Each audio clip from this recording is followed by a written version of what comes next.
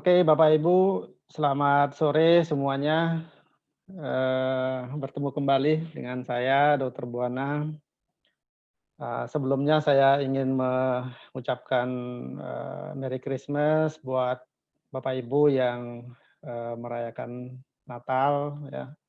Semoga kita diberikan kedamaian semuanya, ya. Buat Bapak Ibu yang lain, selamat tahun baru, ya. Semoga di tahun yang akan datang kita bisa Eee, lebih semangat lagi untuk menatap masa depan, ya.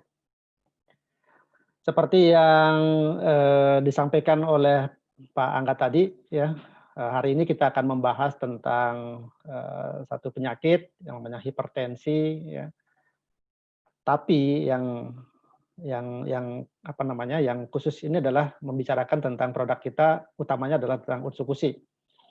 Jadi mungkin Bapak Ibu, pada waktu membaca judulnya, itu kok ada apa hubungannya dengan Utsukushi gitu. Ya, kalau hipertensi kan lebih pada, Subarasi gitu kan, karena di sana sudah terdapat, patennya gitu, ya. Nah, inilah kehebatannya dari produk AFC. Jadi, banyak kandungan dari, oh ternyata memang, uji klinisnya itu juga ada tentang, terapi untuk hipertensi, ya. Oke, kita akan mulai slide pertama, Pak Angga. Hipertensi sering disebut sebagai the silent killer ya. Silent killer itu ya pembunuh yang tersembunyi itu. Ya. Oleh karena apa? Karena seringkali pasien tanpa keluhan ya, kemudian tiba-tiba dirinya sudah, mendapatkan dan sudah mulai ada penyakit-penyakit penyulitnya ataukah terjadi komplikasi. Nah, tidak jarang kita mendengar di keluarga kita, eee, mendapati ada keluarga ataukah, masyarakat di tetangga kita, tiba-tiba menderita stroke misalnya, atau kena serangan jantung. Padahal sehari-harinya disampaikan, kehidupannya normal-normal saja, tidak ada keluhan dan lain sebagainya. Nah, ini yang kita sebut dikatakan bahwa hipertensi itu sebagai the silent killer. Nah, saking, beratnya ya, penyakit dan banyaknya masyarakat di Indonesia maupun di dunia yang menderita, sakit hipertensi ini, maka untuk mengenang, ya, mengingatkan kepada masyarakat itu dibuatkan, sebagai ada hari untuk hipertensi dunia, ya, yaitu 17 Mei, ya, 17 Mei. Nah, dan ini dimulai sejak tahun 2005. Jadi Bapak Ibu yang saat ini sedang ikut join di Zoom, yang menderita hipertensi, ya tolong diingat bahwa dunia juga sudah, membuatkan hari hipertensi ya. 17 Mei, setiap 17 Mei. Ya, slide, Pak.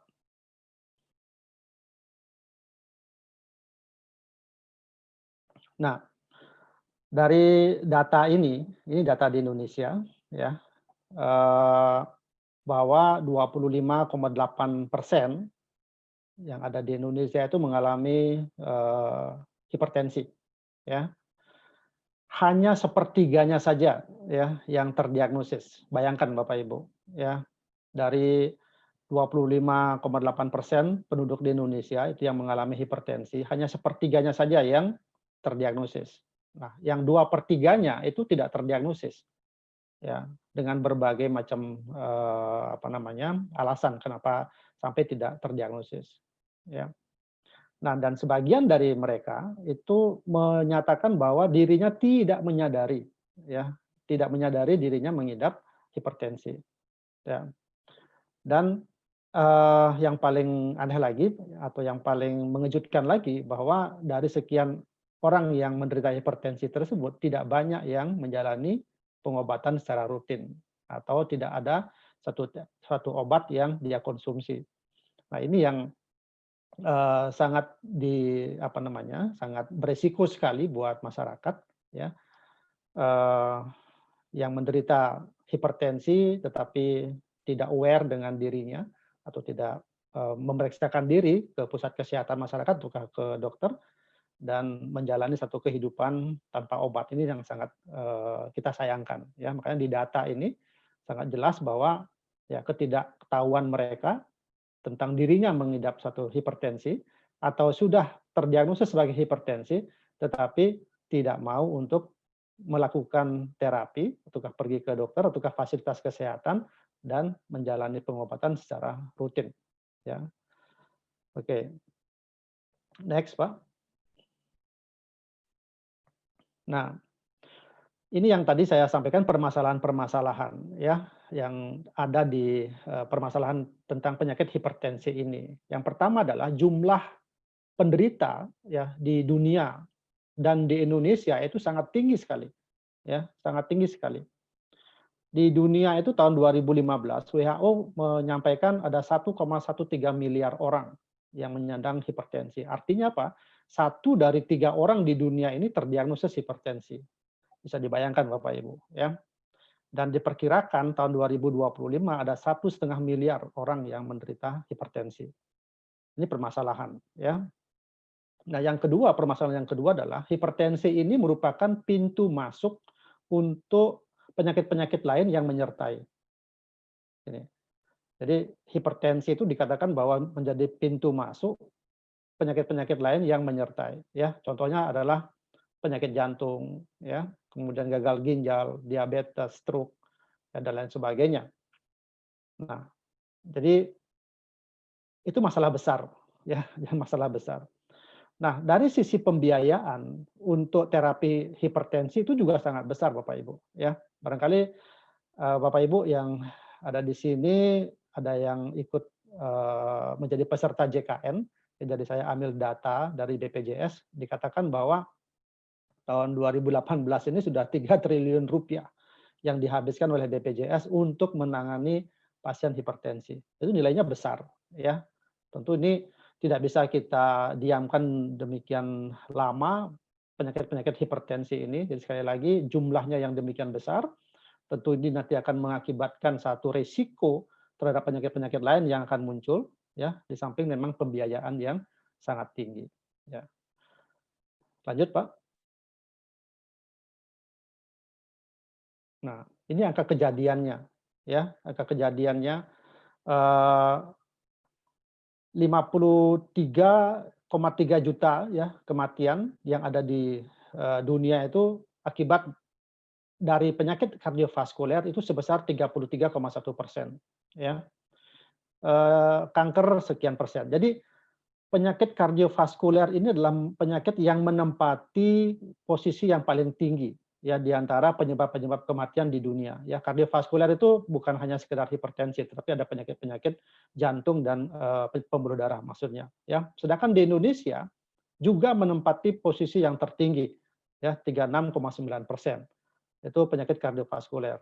Dan dari kardiovaskuler tersebut yang diakibatkan oleh hipertensi itulah 23,7%. Ini angka yang sangat besar Bapak Ibu, ya. Jadi, di Indonesia, ya, sekarang kita ini bahwa penyakit kardiovaskuler atau lebih khususnya ini hipertensi adalah satu penyakit yang menjadi penyebab tertinggi kematian di Indonesia, ya. Jadi inilah saatnya kita harus ketahui informasi ini mendapatkan informasi ini kita bisa akan, melakukan satu upaya apa yang harus kita lakukan terhadap saudara kita atau diri kita sendiri, saudara kita, ya, keluarga kita, atau orang lain yang kita ketahui menderita hipertensi, maka kita wajibkan mereka untuk ayo lebih aware diri mulai dari sekarang. Itu maksudnya, ya. Lanjut, Pak. Ya. Dari, riset kesehatan dasar, ya, Riskesdas, ya, riset kesehatan dasar tahun 2018, 63 juta lebih penduduk Indonesia itu adalah menyandang hipertensi. Nah, ini. Jadi hipertensi itu akan bertambah, sesuai dengan umur, ya, jadi sesuai dengan umur. Jadi umur 55 sampai 64 tahun itu penderita hipertensi yang paling tinggi, jadi 55,2%, ya. Nah, dari prevalensi hipertensi sebesar 34,1% itu diketahui bahwa sebesar 8,8% itu terdiagnosis sebagai hipertensi. Nah, ya. Dan anehnya lagi adalah 32,3% itu tidak rutin minum obat. Nah ini, ya tidak rutinnya minum obat itu banyak banyak penyebabnya ya. Salah satunya adalah bahwa menyatakan bahwa dirinya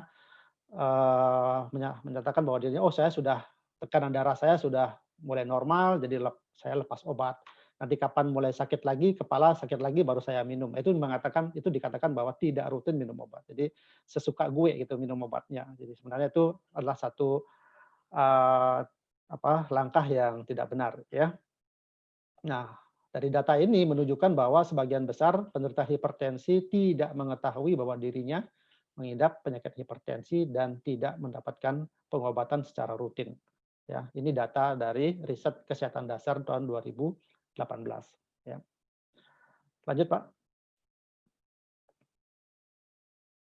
Nah, dari tadi kita membicarakan tentang demografi ya, tentang angka morbiditas dan angka mortalitas dari hipertensi. Tapi sebenarnya hipertensi itu apa ya? Hipertensi ini adalah nama lain dari tekanan darah tinggi ya. Nah, tekanan darah itu adalah kekuatan yang diberikan oleh sirkulasi darah terhadap dinding arteri tubuh ya. Ini perlu Bapak ketahui, yang diukur itu adalah arteri tubuhnya bukan venanya ya. Nah, arteri tubuh. Jadi arteri itu adalah pembuluh darah utama di dalam tubuh. Nah, tekanan darah ini tergantung pada resistensi pembuluh darah ya dan seberapa keras jantung itu bekerja. Semakin banyak darah yang dipompakan jantung dan pembuluh darahnya juga semakin sempit, arterinya semakin sempit, maka tekanan darahnya akan naik. Ya, jadi itu ada hubungannya ya Bapak Ibu. Jadi tergantung kekuatan dari jantung untuk memompakan darah, kemudian seberapa kuat resistensi dari arteri ya atau pembuluh darah utama untuk menahan dari sirkulasi darah yang dipompakan oleh jantung. Jadi kalau resistensinya tinggi itu maka akan ada potensi untuk terjadinya hipertensi. Ya. Nah, bagaimana caranya kita mengetahui hipertensi? Nah, ini yang harus kita sepakati ya, bahwa hasil tekanan darah itu harus dalam bentuk angka. Ya, jadi kita mengukur tekanan darah tidak hanya memakai raba-rabaan gitu, ya, tetapi harus memakai alat di mana alat tersebut dapat menunjukkan angka seberapa tingginya ya tekanan sistol maupun diastol. Tekanan sistol dan diastol itulah yang nampak di dalam angka pada alat yang kita pakai ya. Jadi angka pertama sistol itu mewakili tekanan dalam pembuluh darah ketika jantung berkontraksi ataukah bergerak. Ya, jadi jantung ventrikel pada saat dia memompakan darah itulah yang dicek oleh alat berupa tekanan sistol ya. Kemudian tekanan yang di bawah diastol itu mewakili tekanan di dalam pembuluh darah ketika jantung beristirahat sejenak gitu ya. Jadi antara dia kontraksi pada saat dia tidak berkontraksi itu yang diukur di dalam tekanan darahnya. Jadi makanya ada namanya tekanan darah sistol dan tekanan darah diastol ya. Nah, jadi seseorang bisa dikatakan mengalami hipertensi bila mana diukur pada 2 hari yang berbeda. Ini yang standarnya sebenarnya ya, diukur pada 2 hari yang berbeda. Pembacaan tekanan darah sistol pada kedua hari tersebut itu lebih besar dari 140 mg Hg dan atau pembacaan tekanan diastolnya pada hari kedua adalah lebih besar dari 90 mg Hg. Ya, ini nanti kita akan jelaskan pembagian-pembagian bagaimana nilai-nilai yang didapatkan bila mana kita mengukur tekanan darah. Ya. Lanjut, Pak. Bapak Ibu, ini faktor risiko terjadinya hipertensi ya. Jadi seperti tadi dalam data Riskesdas bahwa angka hipertensi atau usia itu sangat dipengaruhi atau sangat mempengaruhi kejadian hipertensi, ya. Nah, jadi, resiko peningkatan hipertensi itu terjadi pada, orang yang berusia di atas dari 65 tahun ya, banyak mengkonsumsi garam, ya. Pengertian garam di sini bukan garamnya ya, tetapi ada bahan makanan yang, di dalamnya itu banyak kandungan garam, itu maksudnya, ya. Kemudian kelebihan berat badan, obesitas ya, memiliki riwayat keluarga yang juga ada hipertensi ya, eee, kurang makan buah dan sayur, jarang juga berolahraga ya. Minum kopi ini maksudnya kopi yang berlebihan ya, bukan, saya juga sering minum kopi ya, maksudnya yang, meminum kopi dalam jumlah yang berlebih ya. Kemudian terlalu banyak juga mengkonsumsi minuman keras. Nah, satu hal yang tidak kita bisa lupakan, faktor risikonya adalah stres oksidatif ya namanya. Jadi sengaja saya taruh paling bawah, ya karena ini nanti akan berhubungan dengan, terapi, dalam usus itu tentang stres oksidatif. Nanti saya akan jelaskan bagaimana hubungannya antara stres oksidatif dengan, hipertensi dan cara, terapinya gitu, ya. Lanjut, Pak. Nah, ada penyebab hipertensi ya. Ada 2 jenis, tekanan darah tinggi ya. Ada tekanan darah hipertensi primer dan hipertensi sekunder, ya. Hipertensi primer itu, ini yang paling banyak ya, yang paling banyak diderita oleh, masyarakat ya. Karena, eee, penyebab tekanan darah ini seringkali tidak diketahui. Jadi, eee, tiba-tiba dia mengidap satu penyakit hipertensi. Jadi tidak diketahui apa yang menjadi penyebabnya. Jadi sangat berbeda dengan hipertensi sekunder. Kalau hipertensi sekunder itu memang pada tubuh pasien itu sudah mengidap suatu penyakit yang nantinya penyakit tersebut akan menyebabkan hipertensi secara langsung. Jadi itu maksudnya ya. Nah, misalnya ada, obstruktif, sleep apnea ya. Jadi, pada gangguan tidur ya, kemudian, masalah ginjal, tumor pada kelenjar adrenal ya, masalah tiroid dan lain sebagainya, termasuk ada penggunaan obat-obatan juga ya, dan obat-obatan yang terlarang.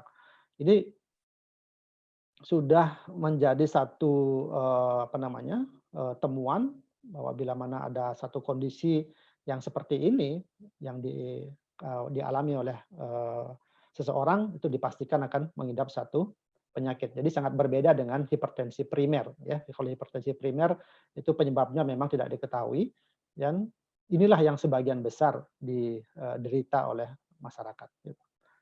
Next, Pak. Nah, gejala hipertensi ini seperti apa ya?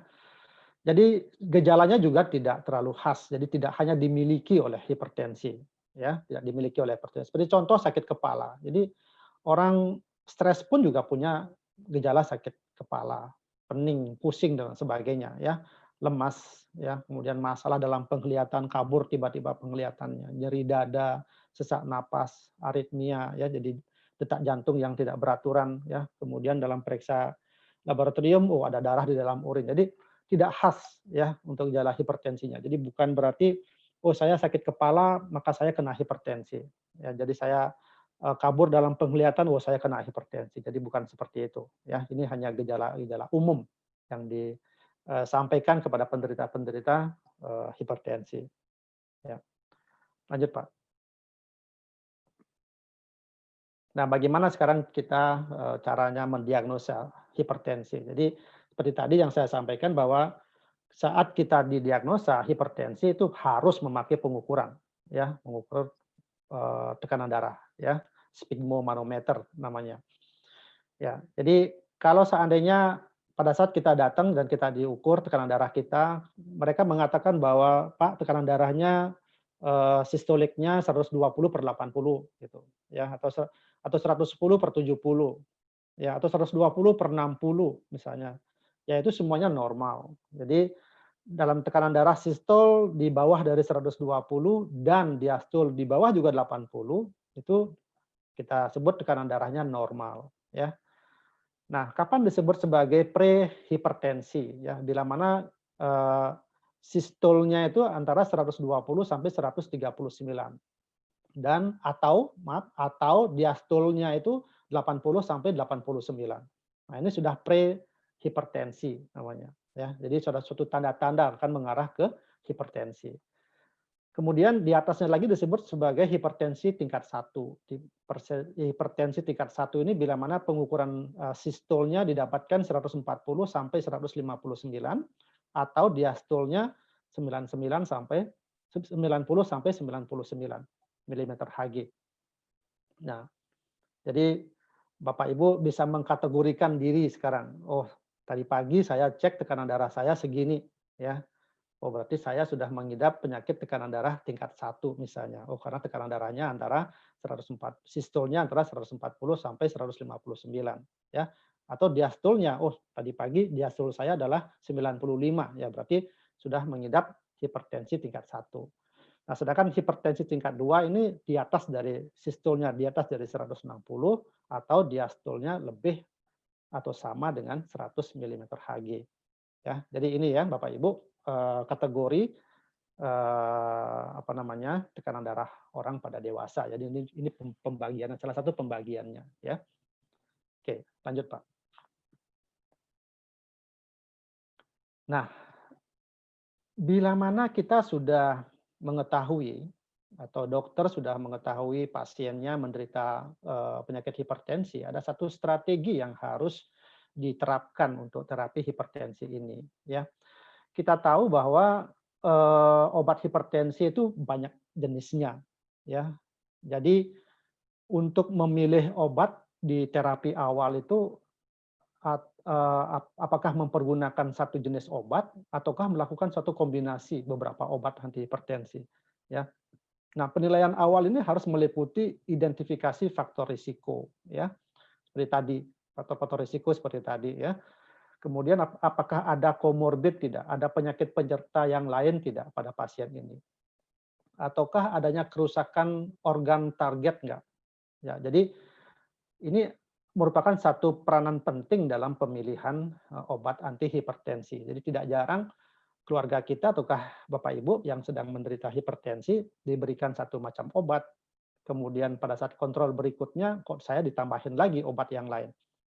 Atau bisa-bisa dalam satu terapi itu kita bisa mengkonsumsi 2 sampai 3 macam obat obat tablet atau obat oral ya. Nah, inilah yang saya katakan tadi, tentu dokter pada saat memberikan obat hipertensi ini mempertimbangkan hal-hal yang tadi yang saya maksud ya. Nah, di samping itu dalam terapi hipertensi ini bahwa peranan modifikasi gaya hidup ini juga sangat penting ya. Modifikasi gaya hidup atau lifestyle ini sangat penting, harus tetap kita lakukan. Jadi jangan hanya berpatokan dengan obat saja bahwa meyakini tekanan darah saya akan selalu normal ya. Ini tetap perilaku kita dalam kehidupan sehari-hari, contoh bahwa pengendalian makan yang tidak banyak mengandung garam, ini penting sekali harus Bapak Ibu ketahui ya. Terutama makanan yang banyak mengandung garam itu harus dikendalikan. Ya, bukan dalam artian tidak boleh makan garam, tetapi jumlah garam yang terkandung di dalam makanan itu harus dikendalikan. Nah, ini yang sering sangat sulit untuk Bapak Ibu kendalikan bila mana keseringannya melakukan ataukah makan sehari-harinya itu di luar ya. Karena apa? Karena tentu kalau kita makan di luar makanan tersebut sudah diolah sedemikian rupa oleh di rumah makan ataukah di tempat makan, jadi sulit kita mengatur berapa kandungan dari garamnya. Nah, ini alangkah baiknya kalau misalnya Bapak Ibu di rumah yang sudah menderita penyakit hipertensi itu ya sesering mungkin melakukan ataukah makan makanan yang dibuat oleh diri kita sendiri. Jadi kita bisa mengukur berapa jumlah kadar garam, jumlah garam yang harus kita taruh di dalam bahan makanan tersebut ya. Selanjutnya kita memang harus istirahat yang cukup, ya, olahraga yang teratur, ya, mengurangi berat badan dan sebagainya. Ini lifestyle yang harus kita bisa kendalikan. Nah, perubahan gaya hidup ini dapat mempotensiasi, ya, kerja dari obat hipertensi. Jadi yang tadi saya sampaikan, kalau obat hanya kita berpegang pada obat hipertensi saja tanpa kita mengendalikan satu kondisi lifestyle, tentu obat yang kita konsumsi juga tidak bisa optimal untuk bekerja menurunkan tekanan darah kita. Jadi sudah diperjelas di sana bahwa perubahan pola daya hidup bisa mempengaruhi potensiasi dari obat antihipertensi. Gitu. Lanjut, Pak. Nah, ada beberapa jenis obat yang kita konsumsi, ya. Ini ada 5 jenis obat, ya, yang selalu kita kelompokkan dalam 5 jenis obat, ya. Dan dari beberapa jenis obat inilah yang bisa juga diperankan oleh produk kita nanti, ya, terutama yang nomor 2 dan yang nomor 5 itu, ya. Jadi peranannya obat-obat antihipertensi itu adalah sebagai untuk kandungan yang dapat melebarkan pembuluh darah. Ya, seperti tadi kan, kalau pembuluh darahnya menyempit sehingga tekanan dari jantung untuk memompakan darah juga akan besar. Inilah yang menyebabkan hipertensi. Tapi sekarang dengan obat maka pembuluh darahnya dibuat melebar, gitu, ya. Kemudian obat itu juga bisa menghambat renin, ya. Jadi ada sistem renin angiotensin, ya, yang memiliki fungsi utama menghambat kerja enzim, ya. Ini nanti kami akan jelaskan lebih lanjut, ya, enzim angiotensin yang dapat menyebabkan hipertensi, ya. Jadi ini kelompok-kelompok obatnya. Oke. Lanjut, Pak. Nah, Bapak Ibu, tadi kita sudah berbicara tentang obat, ya.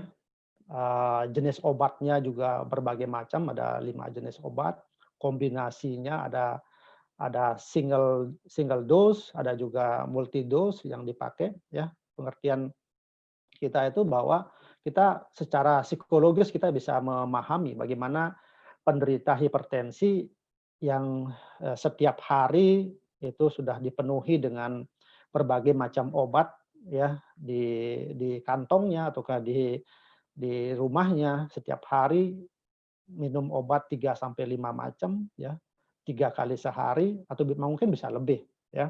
Bayangkan bila mana kita ataukah keluarga kita mengalami hal yang seperti itu, ya. Nah, maksud dari pertemuan kita ini menyampaikan kepada Bapak Ibu bahwa sekarang ini kan kita memiliki 2 jenis produk AFC yang saat ini, ya. Di awal kami sudah menyampaikan bahwa SOP Subarasi ini yang kita kenal memang memiliki paten untuk menurunkan hipertensi, ya. Satu patennya menurunkan hipertensi dengan kandungan sarden peptide-nya tersebut. Tapi ternyata setelah kita gali lagi dan kita cari lagi, Utsukushi ini juga memiliki peranan anti hipertensi di dalamnya, ya. Jadi kita akan coba bahas, ya, untuk pertemuan ini adalah bagaimana peranan dari Utsukushi dalam rangka untuk menurunkan tekanan darah atau hipertensi. Oke, slide, Pak. Nah, Bapak Ibu, kita ketahui dalam Utsukushi itu ada 9 kandungan utama, ya. Ada 9 kandungan utama. Nah, yang memiliki peranan untuk penurunan tekanan darah ini ada 4, ya. Jadi yang pertama itu adalah Takara kombu fucoidan, ya. Kemudian ada probiotik, dalam hal ini adalah laktat aksid bakteri, ya. Kemudian resveratrol, dan yang terakhir adalah glutathione. Jadi ini 4 ingredient yang terkandung di dalam Utsukushi yang kalau kita apa namanya, bahas lagi, mereka memiliki peranan untuk memiliki peranan penting untuk juga menurunkan tekanan darah ya. Nanti kita akan bahas satu persatu. Baik. Selanjutnya, Pak.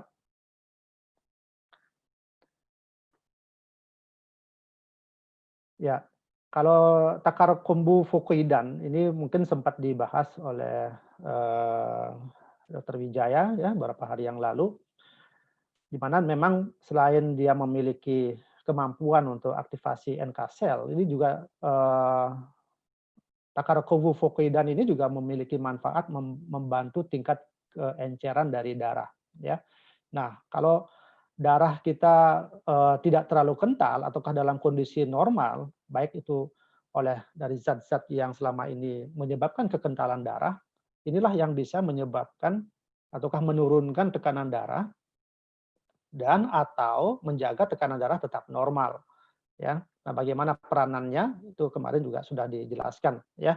Jadi dalam hal ini adalah Takarokubo Fukuidan itu mempertahankan ya tingkat keenceran dari darah. Ya kita tahu kalau darah terlalu kental sehingga otomatis aliran darah di dalam pembuluh darah juga akan terhambat. Nah, apa yang terjadi kalau dia melambat, maka tahanan dari tekanan arteri itu juga pasti akan berat ya, pasti akan tinggi sehingga pembuluh darah atau ventrikel jantung pasti akan lebih berat untuk memompakan darah menuju ke seluruh bagian tubuh. Inilah yang menyebabkan maka terjadinya hipertensi gitu ya. Oke, ini tentang peranan dari Takara Kombu Fukuidan. Oke, lanjut Pak. Nah, yang kedua kita kenal namanya resveratrol ya. Resveratrol seperti dalam slide ini ada beberapa manfaatnya ya, meningkatkan daya tahan tubuh, ada menurunkan tekanan darah, mengendalikan kolesterol ya dan lain-lainnya. Yang kita lebih pentingkan di sini adalah menurunkan tekanan darah. Jadi memang benar ya, resveratrol ini yang terkandung salah satunya terkandung di dalam anggur ya. Memang kita ketahui bahwa kandungan anggur banyak sekali, yang paling tinggi mengandung resveratrol. Nah, ini yang kita akan kita akan bahas bagaimana cara kerja dari resveratrol ini dalam menurunkan tekanan darah. Ya. Lanjut Pak.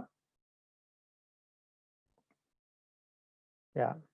Apa itu resveratrol? Ya, resveratrol ini adalah senyawa tumbuhan golongan polifenol ya, yang memiliki efek antioksidan. Nah, ini. Jadi sebagai antioksidan, resveratrol itu dapat melindungi sel-sel dari aktivitas radikal bebas. Ya, jadi ini peranannya dan inilah yang diteliti ya oleh peneliti yang mengatakan bahwa resveratrol ini sebagai memiliki kemampuan untuk sebagai antioksidan. Antioksidan inilah yang nanti berhubungan dengan menurunkan aktivitas radikal bebas. Ya kita tahu bahwa radikal bebas itu nanti akan menjadi pencetus juga terjadinya hipertensi. Jadi seperti itu ya. Nanti kita akan ada slide berikutnya, Pak. Ada satu jurnal ya yang menunjukkan bagaimana peranan dari resveratrol tersebut ya. Next, Pak. Ya, ini. Ada satu jurnal di dalam penelitiannya ini ya, resveratrol itu dalam hal ini ada satu komponen formulanya yang namanya Evelor ya. Evelor itu suatu formula yang sangat kecil yang kita dapatkan yang diekstrak dari resveratrol ini ya. Mereka melakukan penelitian selama 2 tahun ya dan mengamati bagaimana perubahan dari pasien-pasien yang memiliki hipertensi dan ternyata didapatkan bahwa resveratrol ini ataukah Evelor ini mampu untuk mengurangi tekanan darah ya ke level yang normal. Jadi cukup mampu mengurangi tekanan darah ke level yang normal ya tanpa ada tambahan obat antihipertensi. Jadi seperti itu.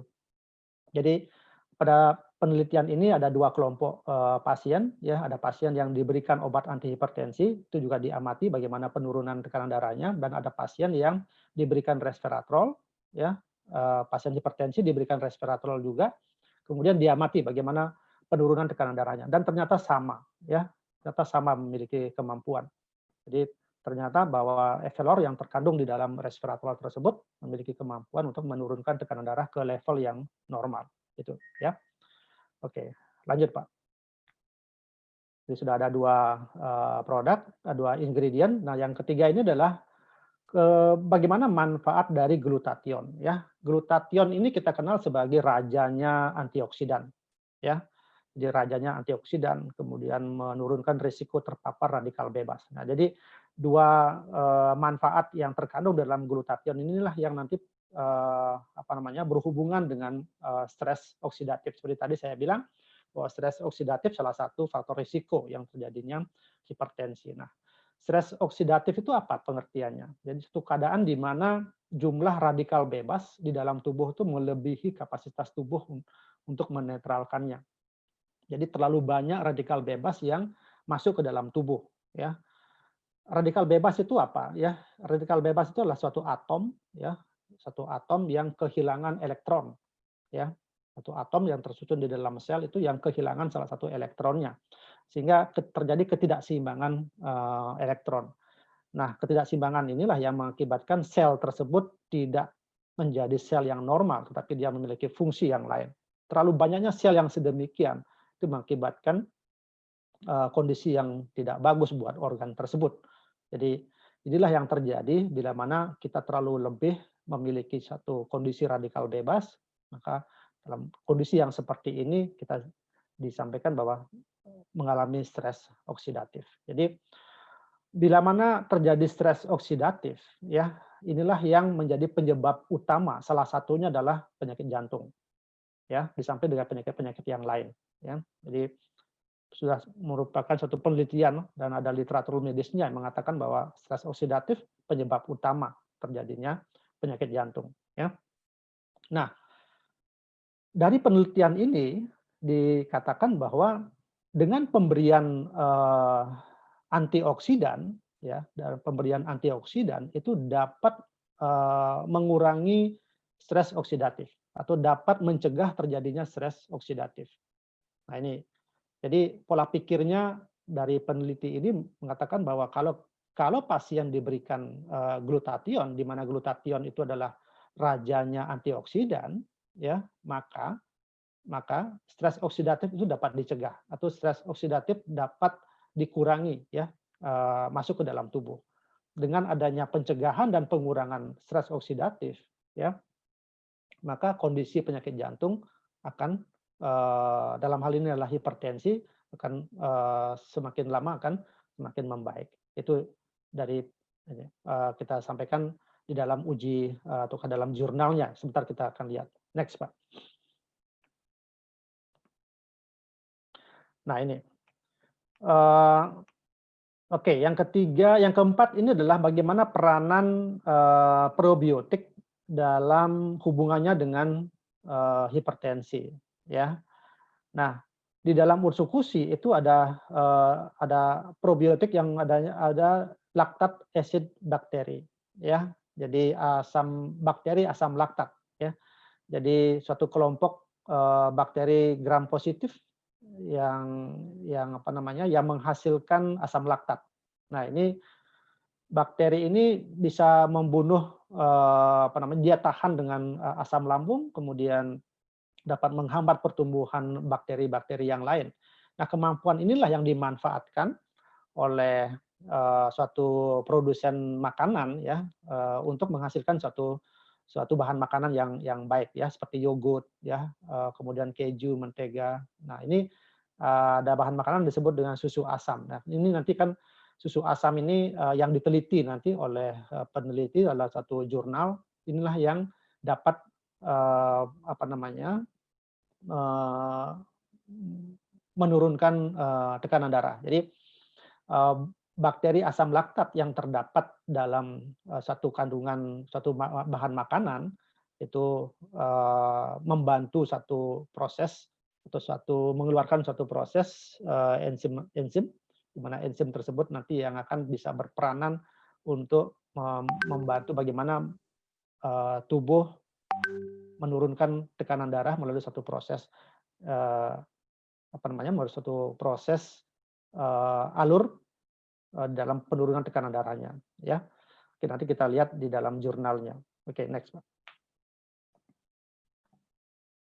Nah, ini bagaimana efek dari suplemen probiotik dalam menurunkan tekanan darah. Jadi secara dalam penelitian ini kalau saya lihat ya, bahwa ada satu bahan aktif peptida ya, di mana itu dihasilkan dari fermentasi susu ya, dari susu asam yang tadi saya sampaikan sebelumnya ya, yang memiliki satu efek yang baik dalam menurunkan tekanan darah.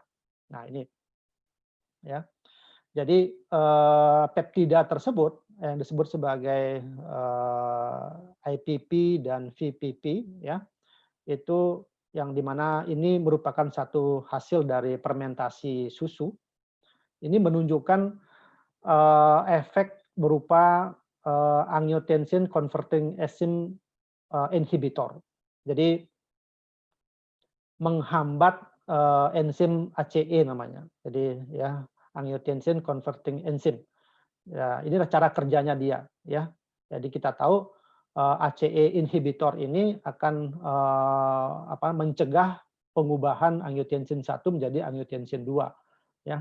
Dan nanti coba saya akan gambarkan bagaimana mekanisme dari ACE inhibitor ini dalam menghambat terjadinya hipertensi ya. Slide berikutnya, Pak.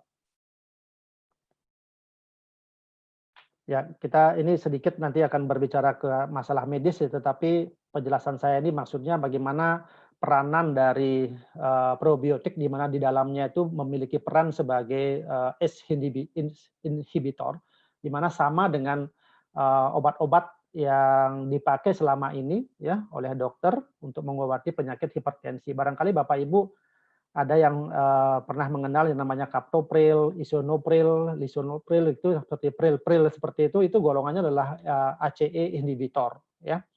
Jadi nah ini secara diagram gambar bagaimana efek dari angiotensin 2 itu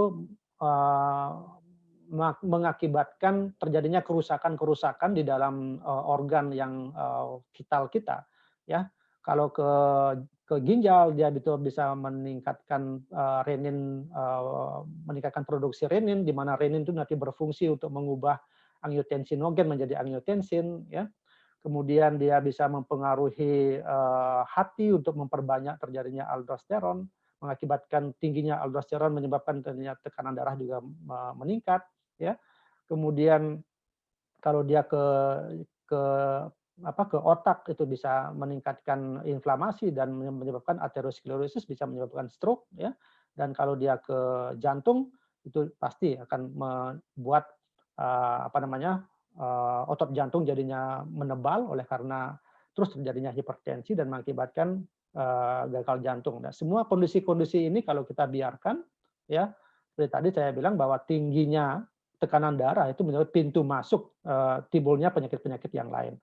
Ya, inilah yang saya katakan salah satu peranan timbulnya hipertensi itu memakai peranan dari siklus renin angiotensin, dan inilah yang harus kita kendalikan ya dalam obat yang namanya ACE inhibitor, tetapi dalam probiotik ini juga memiliki peran dia dalam jalur namanya ACE inhibitor.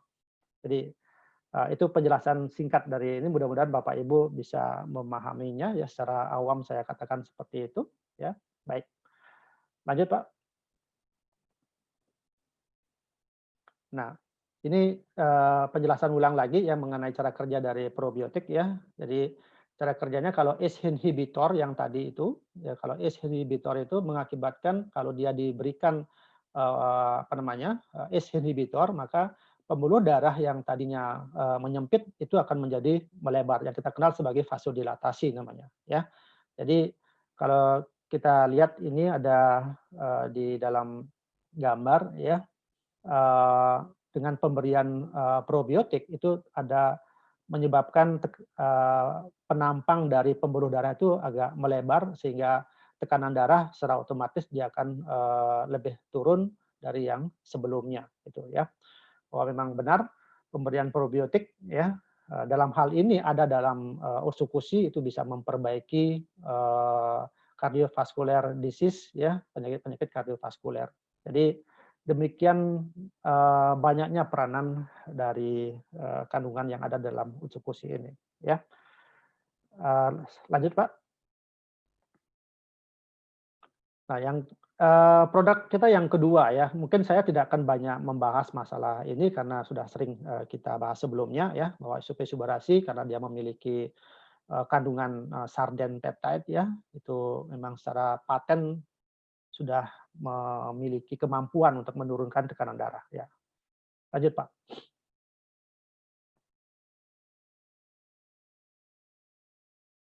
Ya, ini tadi kita kenal bahwa di dalamnya ada sarden peptide ya.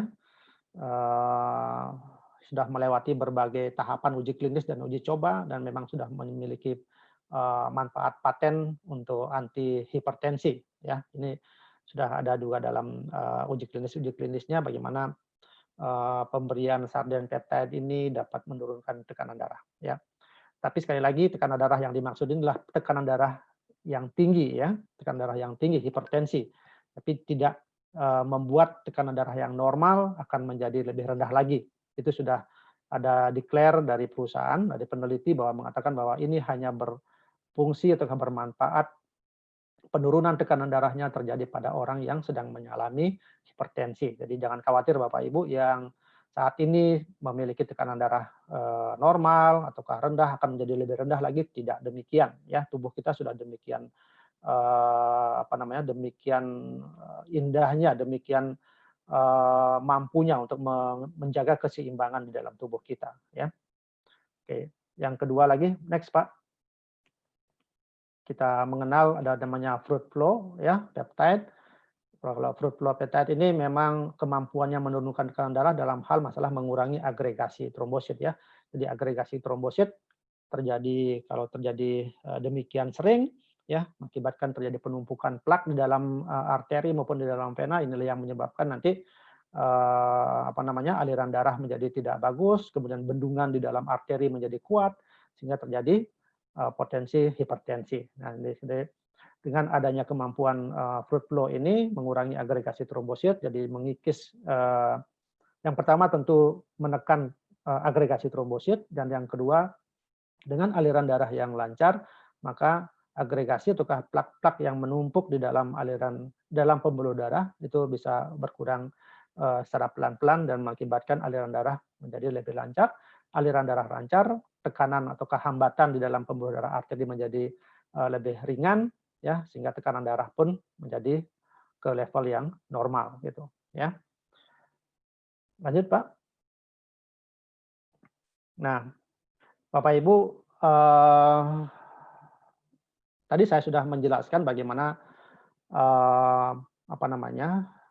kandungan-kandungan produk yang ada di dalam ursikusi maupun di dalam subarasi ya. Tapi tadi saya lebih menekankan ke dalam ursikusi. Jadi produk AFC ini dalam hal ini adalah ursikusi itu memiliki kandungan yang kaya manfaat ya bagi kesehatan manusia ya, karena bahan-bahannya tidak hanya dia memiliki satu fungsi ya yang kita kenal seperti tadi takar kombu fokoidan misalnya. Jadi ternyata banyak manfaat yang dimiliki. Demikian juga glutathione, demikian juga resveratrol, ya, demikian juga asam laktat, bakteri asam laktat dan sebagainya. Ya, jadi kita sangat bersyukur sekali ya saat ini kita memang sedang dalam konsumsi produk ini, dan kita tahu sekarang lebih banyak mengetahui bahwa kandungan yang ada dalam produk persekusi ini tidak hanya memiliki satu fungsi, tetapi banyak fungsi ya. Dan yang kedua, dari hasil penelitian atau jurnal yang disampaikan oleh peneliti-peneliti itu menandakan bahwa bahan yang terkandung di dalam persekusi ini adalah by research ya. Jadi tidak asal comot bahan-bahannya, tetapi itu melalui satu penelitian yang panjang ya untuk bisa mendapatkan hasil. Kemudian dari hasil tersebut itulah yang dimasukkan ke dalam komposisi dari persekusi. Ya, kemudian kalau saya menyimpulkan bahwa perpaduan antara SOP Subarasi dan ursikusi ini memang perpaduan yang sangat sangat bagus sekali ya buat pasien, yang sedang menjalani hipertensi ataukah sedang mengidap hipertensi, ataukah ada ikutan-ikutan yang lain dari hipertensi tersebut. Ya, jadi kalau selama ini kita mengenal bahwa hipertensi hanya bisa terapi dengan subarasi saja ya, tapi ternyata tidak ada salahnya kalau kita menggabungkan pemberian subarasi dan ursukusi bagi penderita, hipertensi, ya. Lanjut, Pak. Nah, ini, hal-hal yang perlu kita ketahui itu saran-saran dari saya ya. Kita tahu bahwa kalau orang menderita hipertensi itu kalau dia sedang mengkonsumsi obat, maka lakukanlah seumur hidup untuk mengatur tekanan darah. Ini kata kuncinya dari Bapak Ibu ya, bukan berarti kalau kita tekanan darahnya sudah mulai normal, maka obat bisa kita simpan, nanti kapan lagi naik baru kita minum, itu cara yang salah ya. Nah, kemudian jika tekanan darah sudah mulai terkendali ya, melalui perubahan, gaya hidup ya, penurunan dosis ataukah konsumsinya itu bisa dipertimbangkan untuk dihentikan ya. Sekali lagi, tentu penghentian ataukah pengurangan dosis ini tentu harus melalui suatu, pengukuran ya secara secara atau pengamatan secara, seksama dan teliti demikian lama kapan dosis obat tersebut harus disesuaikan, apakah diturunkan ataukah dikurangi, itu biarkan dokter yang, mengatur ataukah yang mengelolanya ya. Dosis yang sudah ditentukan merupakan hal yang penting ya untuk diperhatikan karena takarannya disesuaikan dengan tingkat tekanan darah.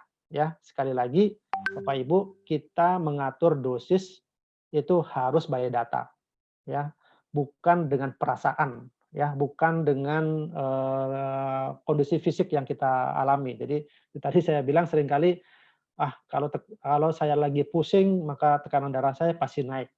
Ya, tanpa melalui pemeriksaan tekanan darah kita akan tidak tahu, apakah benar tekanan darah kita naik apakah naik ataukah tidak. Nah itu. Jadi dosis harus disesuaikan dengan tekanan darah. Nah, selain itu obat yang diberikan juga harus diperhatikan apa saja dampak dan efek samping yang muncul ya bagi penderita yang sedang mengidap hipertensi. Ya, jadi seringkali ada obat-obatan hipertensi yang menyebabkan contoh ini, golongan ACE inhibitor seperti tadi, misalnya captopril, seringkali pasien mengeluh batuk misalnya ya. Jadi dia sedang, mengkonsumsi captopril misalnya, ya, kemudian ada disertai dengan batuk, efek sampingnya batuk, ya. Tentu, obat captopril harus dipertimbangkan untuk diganti dengan obatan yang lain. Jadi, karena memang captopril itu salah satu, efek sampingnya adalah menyebabkan, batuk, ya. Nah, pada saat sedang juga mengkonsumsi obat, Bapak Ibu sedang juga mengkonsumsi subarasi ataukah ursukusi, ya. Ini banyak sekali pertanyaan-pertanyaan. Bagaimana caranya, Dok? Saya sedang mengkonsumsi obat hipertensi, tapi sekarang ini saya mengkonsumsi subarasi ataukah ursukusi, ya. Saya katakan untuk obat tetap dilanjutin ya, obat-obatan yang diberikan oleh dokter itu tetap dilanjutkan, jadi jangan, kepedean gitu ya. Walaupun tadi saya sudah sampaikan bahwa produk Subarasi dengan Usukusi ini mampu untuk menurunkan tekanan darah, ya, tapi itu butuh proses Bapak Ibu. Jadi selama konsumsi ini obat yang diberikan oleh dokter tetap diberikan ya. Kemudian mengenai jumlah dan dosis itu biarkan dokter yang, mengelolanya. Jadi Bapak Ibu tetap kontrol ke dokter secara rutin ya, nanti di sana beliau akan menilai perkembangan, setiap kali ya, apakah setiap bulan, 2 minggu sekali dan sebagainya. Nanti di sana beliau akan menilai kapan obatnya harus diganti, kapan obatnya harus dipotong misalnya, ataukah dosisnya diturunin dan sebagainya. Biarkan beliau yang mengatur tersebut ya. Nah, cara pemberiannya, ya karena kita ingin bahwa produk yang kita konsumsi maupun obat yang nanti kita konsumsi tidak saling berinteraksi, jadi minimal pemberiannya dikasih jarak 1 jam, ya. Kenapa demikian? Karena kita memastikan bahwa dalam kondisi 1 jam tersebut, eee, lambung ataukah usus kita sudah, melakukan penyerapan kandungan obat maupun dari, produk AFC yang kita konsumsi ini. Jadi diberikan jarak, minimal ya, minimal, 1 jam. Jadi seperti itu. Jadi ini sudah otomatis bisa menjawab beberapa pertanyaan-pertanyaan dari para Bapak Ibu yang, join di sini ataukah beberapa dari para member mengatakan, "Dok, saya sedang mengkonsumsi begini, bagaimana caranya minum?" Ya, "Apakah obat dokter saya hentikan?" Dan lain sebagainya, itu sudah saya jawab ya. Oke, next Pak. Ya, sekali lagi, Bapak Ibu, ada faktor-faktor risiko yang memang tidak bisa kita hindari ya. Contoh misalnya umur ya, kemudian jenis kelamin, riwayat keluarga, itu tentu hal-hal yang memang tidak bisa kita hindari, tidak bisa kita kendalikan maksudnya, ya. Tetapi ada hal-hal faktor risiko yang bisa kita kendalikan, ya. Ini yang harus, bersama-sama kita kendalikan Bapak Ibu yang menderita hipertensi ya. Jadi kurangi kegemukan ya, kalau saat ini sedang merokok, kalau bisa hentikan rokok. Kemudian, eee kurangi aktivitas fisik yang berlebihan ya, kemudian, diet lemak tinggi juga harus dikurangi ya, konsumsi garam-garaman juga dikendalikan ya. Hal-hal yang tadi, berupa lifestyle yang tidak bagus ya, minum alkohol, merokok dan sebagainya itu tolong, kita memang harus kendalikan. Jadi perpaduan antara lifestyle dengan terapi obat atau terapi, produk makanan kesehatan yang kita ini akan memberikan, perbaikan buat diri kita, ya.